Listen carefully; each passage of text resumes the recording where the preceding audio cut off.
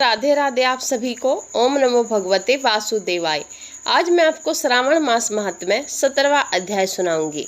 सप्तमी तिथि को अधिवासन करके अष्टमी तिथि को पवित्रतों को अर्पण करना चाहिए। जो पवित्र तक बनवाता है उसके पुण्य फल को सुनिए। सभी प्रकार के यज्ञ व्रत तथा दान करने और सभी तीर्थों में स्नान करने का फल मनुष्य को केवल पवित्र धारण करने से प्राप्त हो जाता है, क्योंकि भगवती शिवा सर्वव्यापिनी है। इस व्रत से मनुष्य धनहीन नहीं होता, उसे दुख पीड़ा तथा व्याधियां नहीं होती, उसे शत्रुओं से होने वाला भय नहीं होता और वह कभी भी ग्रहों से पीड़ित नहीं रहता।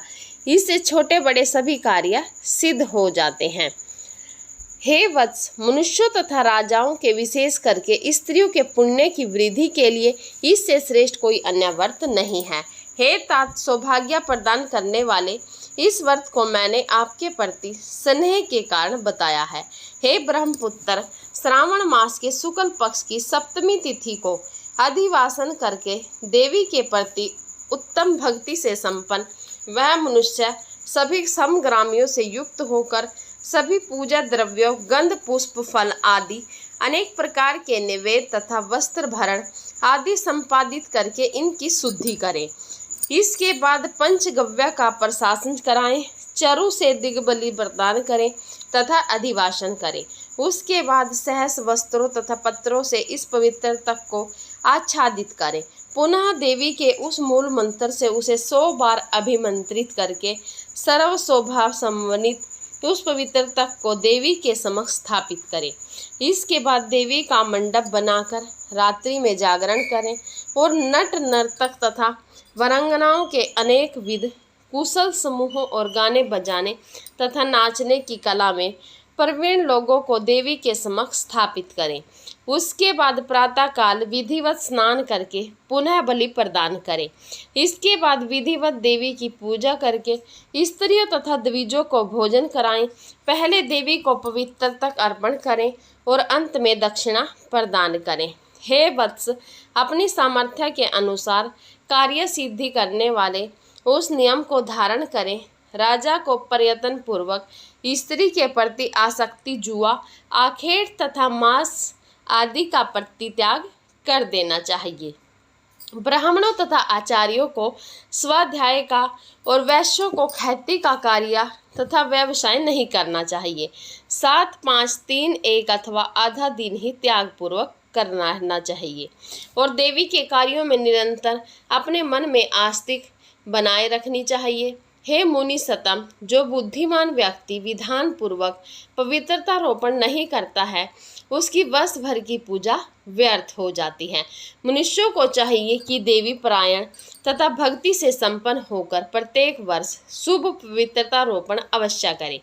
करक अथवा सिंह राशि में सूर्य के प्रवेश करने पर शुक्ल पक्ष की अष्टमी तिथि को देवी को पवित्र तक अर्पित करना चाहिए। हे संत कुमार, इसके ना करने में दोष होता है, इसे नित्य करना बताया गया है।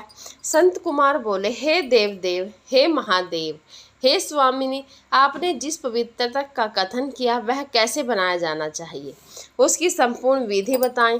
ईश्वर बोले, हे संत कुमार, स्वर्ण, ताम्र, चांदी, रेशमी वस्त्र से निकाले गए कुश काश के अथवा ब्राह्मणी के द्वारा काटे गए कपास के सूत्र को तिगुना करके फिर उसको तिगुना करके पवित्र तक बनाना चाहिए। उसमें 308 तारों का पवित्र तक उत्तम और 270 तारों का पवित्र तक माध्यम माना गया है।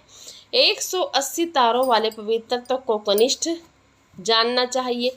इस प्रकार 100 ग्रंथि का पवित्र तक उत्तम, 50 ग्रंथि का पवित्र तक माध्यम तथा 26 ग्रंथि का सुंदर पवित्र तक कनिष्ठ होता है, अथवा 6, 3, 4, 2, 12, 24, 10 अथवा 8 ग्रंथियों वाला पवित्र तक बनाना चाहिए, अथवा 108 ग्रंथि का पवित्र तक उत्तम, 54 ग्रंथि का माध्यम तथा 27 ग्रंथि का कनिष्ठ होता है। प्रतिमा के घुटने तक लंबा पवित्र तक उत्तम, जंघा तक लंबा पवित्र तक माध्यम तथा नाभि पर्यतन पवित्र तक अधम कहा गया है। पवित्र तक की सभी शुभ ग्रंथियों को कुमकुम से रंग देना चाहिए। इसके बाद अपने समक्ष शुभ सर्वतोम भद्र मंडल पर देवी का पूजन करके कलश के ऊपर बांस के पात्र में पवित्रतकों को रखें। 3 तार वाले पवित्रतक में ब्रह्मा, विष्णु तथा शिव का आवाहन करके स्थापित करें। इसके बाद को सुनिए। 9 तार के पवित्रतक में ओमकार, सोम, अग्नि, ब्रह्मा, समस्त नागों, चंद्रमा, सूर्य, शिव तथा विश्व देवों की स्थापना करें। हे संत कुमार, अब मैं ग्रंथों में स्थापित किए जाने वाले देवताओं का वर्णन करूंगा।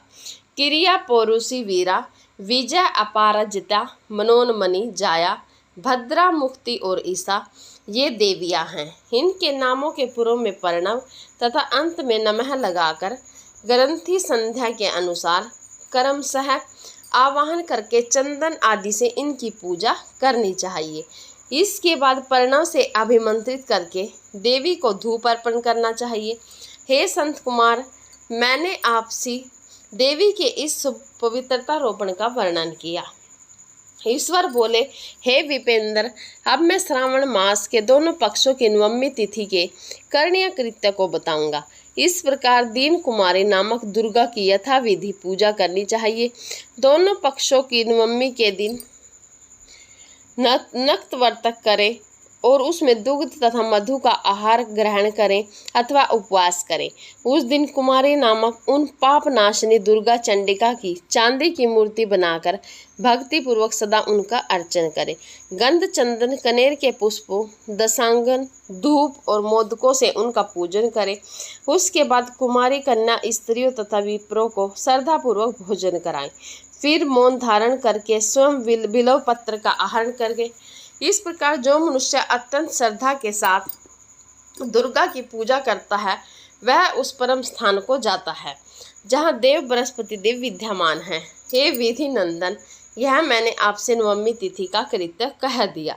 यह मनुष्यों के पापों का नाश करने वाला, सभी संपदाएं प्रदान करने वाला, पुत्र पौत्र आदि उत्पन्न करने वाला और अंत में उन्हें उत्तम गति प्राप्त करने वाला है। जय श्री कृष्णा। राधे राधे आप सभी को। आज का अध्याय यहीं पर समाप्त हुआ।